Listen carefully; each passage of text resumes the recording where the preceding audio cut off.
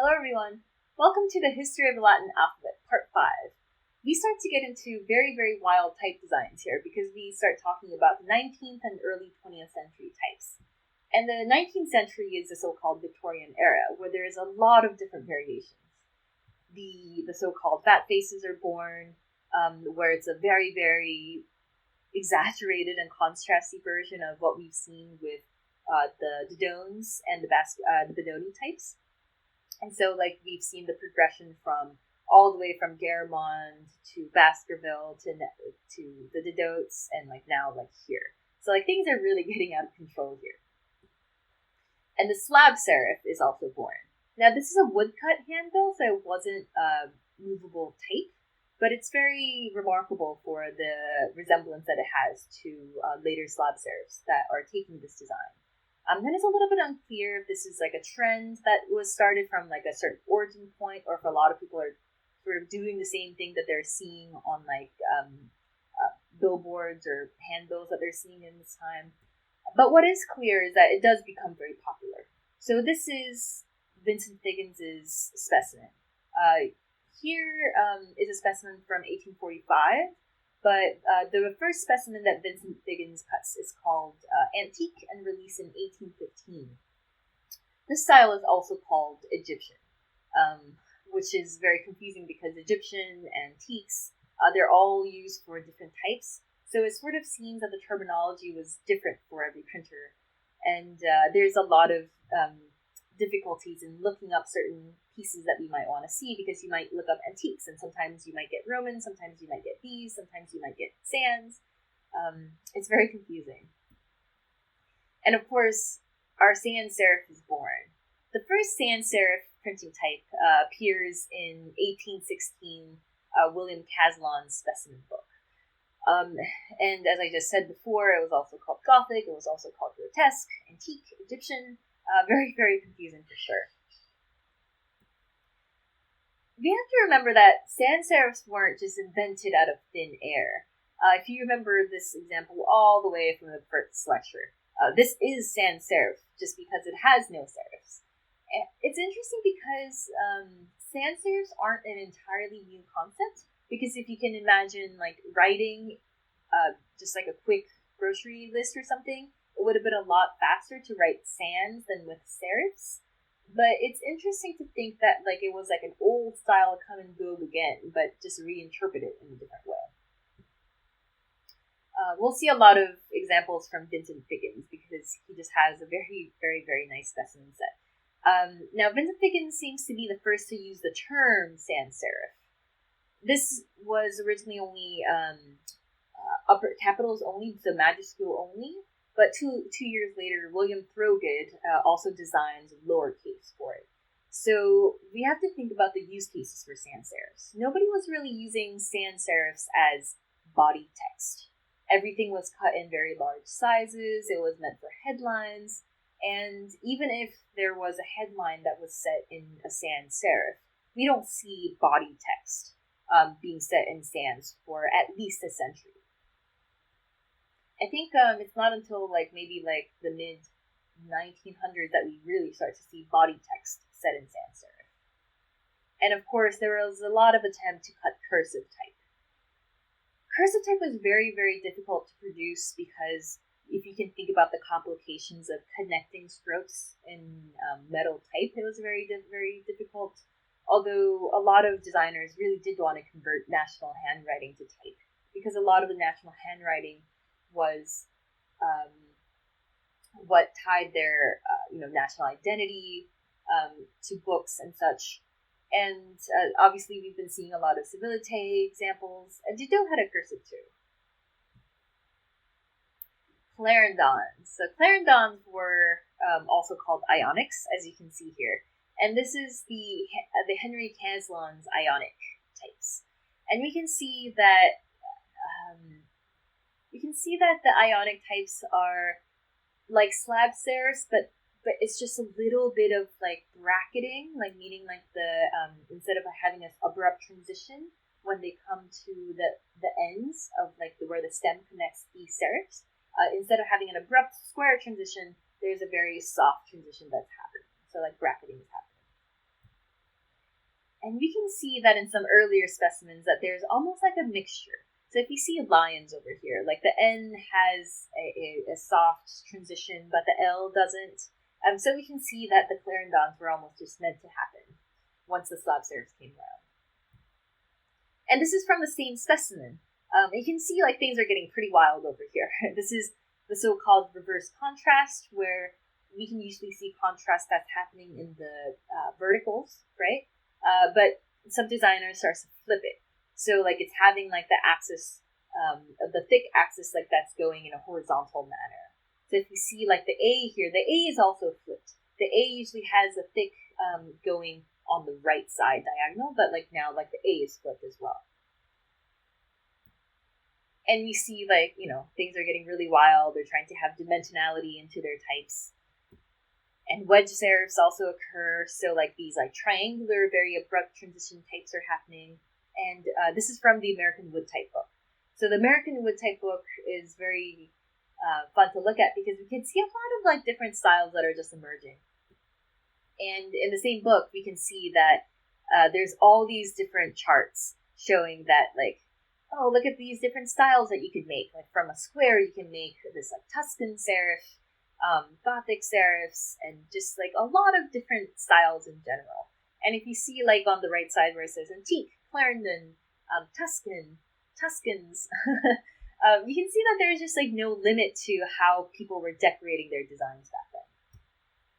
And if you're interested in the wood type that I'm showing here, like the American Wood Type book by Rob Roy Kelly is like definitely worth getting and very affordable. This is a reprint from 2016. And the Victorian era has such an extravagant vibe. I don't think we've ever seen this amount of decoration that's going into type before this era. If you see like the third column that I have here, where like there's just all these Baroque looking ornaments that are happening within the type, it's very funny. Now, in the early 20th century, we start to see different styles start to emerge as a reaction against these very elaborate and decorative Victorian types. So the earliest 20th century, we're going to cover like developments before World War II, roughly. William Morris is a very, very important figure in the 20th century resurgence in fine printing. You might have heard William Morris's name as like the first graphic designer or something in your old art history lectures sometime. And he was a British textile designer, poet, novelist, translator, and activist, socialist activist. And so, like, if you go to the Met, the Metropolitan Museum of Art, you can see his textiles that he's very, very famous for. You can see it behind his photograph here. And also, this is the first time that we've seen a photograph of a person, maybe. So, like, technology is evolving as we speak. So, with his friend, Emery Walker, he establishes Kelmscott Press in 1891. And this is when he's in his 50s. His late 50s, actually, I think. And so, like, if you imagine, like, oh, like, maybe I'm like, it's too late for me to start type design. Think about the fact that William Morris didn't really dive into it until his 50s. And even in the only 7 years that he had his press running for, he made 66 volumes of work. Morris was very influenced by medieval manuscripts. He was talking out against the frivolous types of the 19th century, and he was a medievalist and fan of the medieval process of making type. So he went back to the illuminated manuscripts. He was looking at how much more elegant and refined and a little bit more restraint that was happening in the medieval manuscripts. I guess compared to Victorian type, everything is restrained. But here we see that like he just designed so many beautiful pages of work. This is carved by William Morris. He designed the type. He made the borders for the type. He had a team that was making types with him and for him, of course. But he was really trying to get back to the medieval era of making things, like the handcraft that was going in, the consideration that was going into like the materials that were being used, like how it was bound, like how it was printed, and all these different things. And this is considered to be his magnum opus, the works of the Geoffrey Chaucer, now newly imprinted. And I also want to show this cover over here because this is the exterior of the book, and you can see the exterior is extremely well made and just beautiful. And these are the three types that he's known for. He's known for the golden type, which is a Roman type, and then the Troy type, and then the Chaucer type, which is just a smaller cut of Troy type, but a little bit different because it was meant to be used at a smaller size. This is Daniel B. Updike's work. In the U.S., Updike is a very important character, where he founds a printing company called the Marymount Press in 1896 here. And he was initially inspired by Morris. As you can see, like the inspiration that he's getting from Morris and the way that he's setting the type is very clear. The way the borders are being set is very clear. But later on, he sort of rejects the philosophy and starts to turn to more less elaborate ways of producing books and printing type. He commissions Bertram Goodhue to design a heavy Roman type that you can see here. Frederick Doughty seems like a fun person to have been around. He's also a late bloomer, where he didn't design his first typeface until he was at least in his late 30s, if not early 40s. He came from like super rustic origins, and he was a bookkeeper before that. So, before like designing his own types. So like it's very inspiring that he didn't start type designing until later in his life, comparatively. And once he did start designing, he cut 113 fonts in 36 years. Like, that's really amazing. And he designed so many different designs here. You can see, like, there's this, like, more Roman types. And he designed Gothic-looking types. So much work. You should really check out Frederick Doughty's work. And we have to talk about the rise of sans serif. I really think it deserves its own chapter because we use it so much. That's a typeface that's in vogue right now. If you like imagine like the Italian Renaissance and how like the Roman type was in vogue, our time is called the sans serif time, and we're still in that time. So like maybe we have to wait a little bit before like it gets evaluated. Like if it was a good thing that we were using this much sans serif, or if it was not a good thing. That's the reference scripts that I'm using here. Now, I have to point out that throughout the 19th and early 20th century, fine book printers weren't really using sans serifs because they weren't considered to be serious types. Updike even said in like the 20s that sans serifs have no place in an artistically responsible composing group. But we know it gets very popular later on, and it's being used for fine book printing later on, and like in body text as well. Whether good or not, we're not sure yet. A funny fact is, though, that the first sans serif was cut not for Latin type, but it was for Etruscan, like academic work that was for like this ancient culture that was around before the Roman Empire. And this is from William Caslon. So we can see that a lot of the famous figures that we know throughout history didn't just cut type for Latin typefaces, but a lot of different styles as well. This is Accidents Grotesque, which was very popular before Helvetica came around. And sans were very, very popular in Germany, especially around the late 19th century. Now, this is one of the very first sans from that time, and it was patented by Berthold in 1898. It's said to have come from a different foundry that he bought. Can't exactly remember the foundry right now. But it later did become iconic because the Swiss designers were using it a lot when the international typographic style was in vogue. Around this time, we start to have the very first records of woman type designers. On the left, we have Hildegard Henning's Belladonna, a German designer, and on the left, we have Elizabeth Colwell. And in the 40s, there was an exhibition on the history of type design, and it said that Elizabeth Colwell was the only female type designer known around that time. So, the history of women in type design really isn't very robust. Whether or not that's due to omission in history, where a lot of the work that women were doing weren't considered important enough to be recorded, or like there just weren't that many opportunities for women in type. It's probably a combination of both, but it's nice to know the few names that we do know. And in 1916, London Underground commissions Edward Johnston for a sans serif alphabet, which we know as Johnston. It's now the iconic typeface for London, and we'll hear more about Edward Johnston in a little bit because he's actually a very, very big force behind the calligraphy revival. And a funny thing is that he was disappointing a lot of his students by taking on a commercial endeavor, because calligraphy in his day was a endeavor that was left to be like fine art. Like it really was looked down upon to have relations to commercialism, and like commercial artwork was very frowned upon.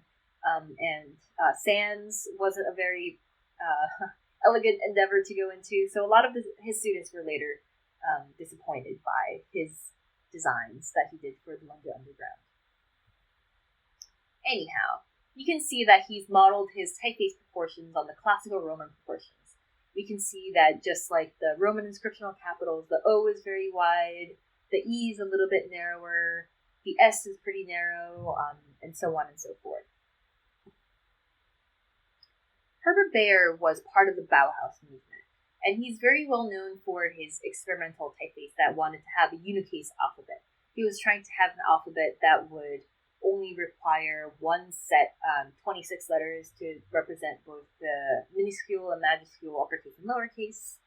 And we can see that it really is influenced by the Bauhaus aesthetics of like geometry and logic and so forth. Paul Renner creates Futura in 1927, and although he wasn't directly associated with the Bauhaus, like he never studied there, but you can see that his influence is clearly coming from the Bauhaus ideals. Now, 1927 was a very, very big year for typefaces, as we'll see. But I just want to have this slide in here where Futura quickly becomes popular and just starts to represent like the idea of modern and futurism to a lot of people.